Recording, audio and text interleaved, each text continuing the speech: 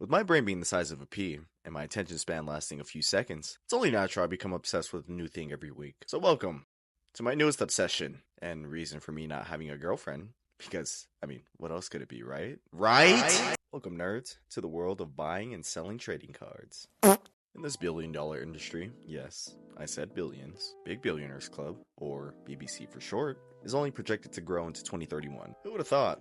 The cards that we all collected as children will be worth something. Lots of somethings, actually. Haha, a waste of money? Take that, Mom and Dad.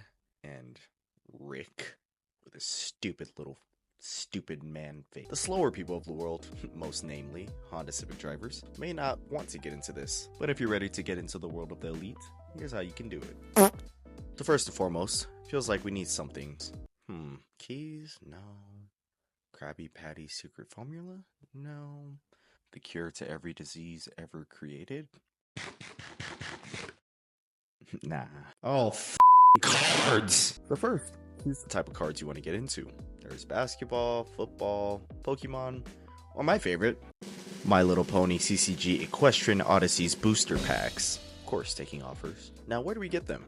The obvious answer would be to get them from your local retailer, but that's kind of gross. Instead, my children, understand, in the age of the internet, we have millions of sources to buy and sell things from. The main ones being online sources such as Facebook Marketplace and eBay, both for gaming cards and sports cards, with eBay being the main crack spot. Also have sites like TCG Player that specifically stick to game cards like Pokemon, Yu-Gi-Oh, and, My Little Pony. And if you want to focus on sports cards, again, eBay is one of the best options, with COMC being another one that focuses mainly on sports cards. Of course, you can also sell on all of these platforms and get a gauge on the overall price of your cards right now.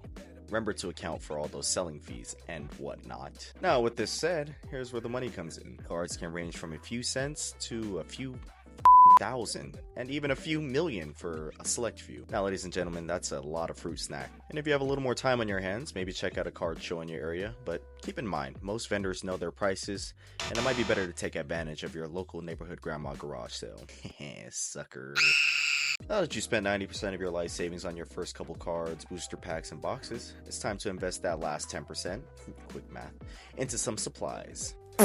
Now, for most low-value cards, or the shitters, penny sleeves are a-okay. You'll pop a pack open and slide the cards into a cheap plastic sleeve. That will help preserve the original pristine beauty of the card and keep it from deteriorating. Even better, and if you're a nerd, is if you decide to get a top-loaded case. This is where you can store thousands and thousands of cards that you decide to hold on to. And for those buttery and juicy cards with value, we have the one-touch cases. Now, these will keep everyone's grubby little dirt fingers from destroying the card's value. It'll also keep the card from bending and losing paint. And also, every woman around you from falling madly in love with your cool, sexy swag. But if you want to do this casually, trading card pocket pages in a binder will do just fine. However, the real money comes in when getting the cards graded. Now you may ask, Stein, what the f*** is grading? It essentially means sending the cards into a company where they are appraised. There are 4 major companies that people send to when grading their cards. That would be the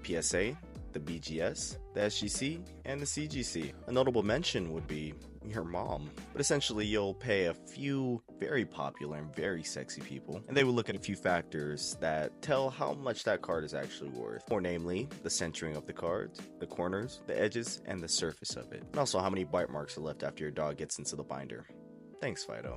PSA is probably the most well-known company, and you send it in, and they'll assess you a grade from 1 to 10. 10 being beautiful, pristine, gorgeous, condition, and 1 having been shredded and taped back together by a 2-year-old. Now, you might be asking, Stein, why the f*** do I need to do this? Well, come in close, my little porch monkey. Let me show you something.